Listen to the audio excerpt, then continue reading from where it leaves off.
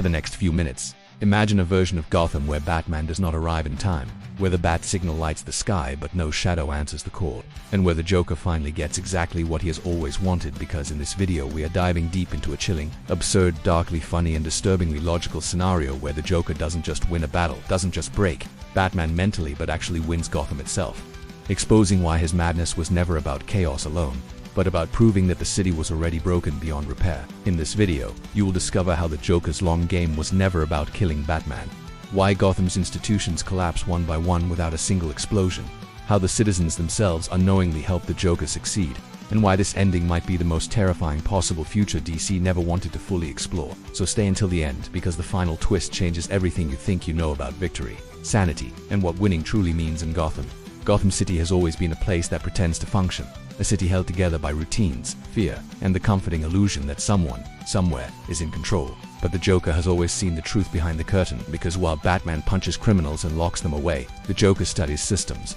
habits, patterns, and most importantly, people, patiently waiting for the exact moment when all those carefully stacked dominoes are ready to fall without him even needing to push them. In this darkest ending, the Joker does not launch a citywide massacre, does not release laughing gas into the streets, and does not turn Gotham into a carnival of blood, because that would be too obvious, too expected, and frankly too easy. So instead, he does something far more unsettling by becoming quiet, methodical, and almost responsible, allowing Gotham to destroy itself while he simply narrates the process with a grin. The first sign that the Joker has won is that Batman stops being effective, not because he is dead or broken, but because he becomes predictable, responding to crimes that no longer matter while missing the subtle shifts happening in plain sight as courts begin releasing criminals due to overcrowding, police morale collapses under impossible pressure, and politicians quietly cut deals just to keep their seats, all while the Joker remains suspiciously absent from the headlines. Without a major villain to chase, Batman finds himself trapped in an endless loop of petty crime, fixing symptoms instead of causes, while the Joker's influence spreads invisibly through whispered rumors,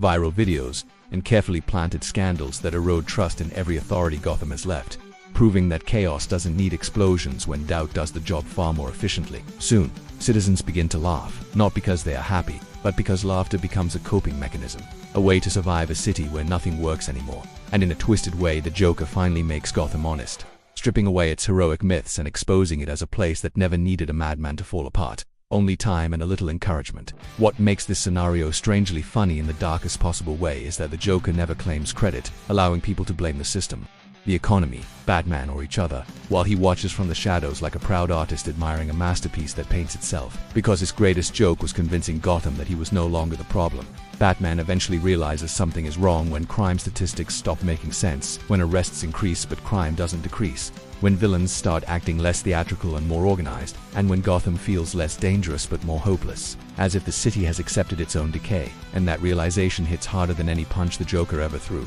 In this ending, the Joker wins by redefining victory, because he proves that Batman's war on crime was never about saving Gotham, but about preserving the illusion that Gotham could be saved at all. And once that illusion is gone, the Dark Knight is left fighting a city that no longer believes in him, no longer fears him, and no longer needs him. The most terrifying part is that the Joker does not become king of Gotham, does not sit on a throne, and does not rule through fear, because true victory for him is watching Gotham become exactly what it always was beneath the surface. A place where morality bends under pressure and laughter replaces hope, not as joy but as surrender. As time passes, Batman becomes a symbol of the past, a reminder of a simpler lie, while the Joker becomes an idea that no one can arrest, an unspoken understanding that rules are flexible, truth is negotiable, and sanity is optional, which is exactly the world the Joker always believed was more honest than the one Gotham pretended to live in. In this dark ending, Gotham doesn't burn, it rots, slowly and quietly, turning into a city that functions just enough to survive, but never enough to heal. And the Joker finally rests, not because he is tired, but because there is nothing left to prove,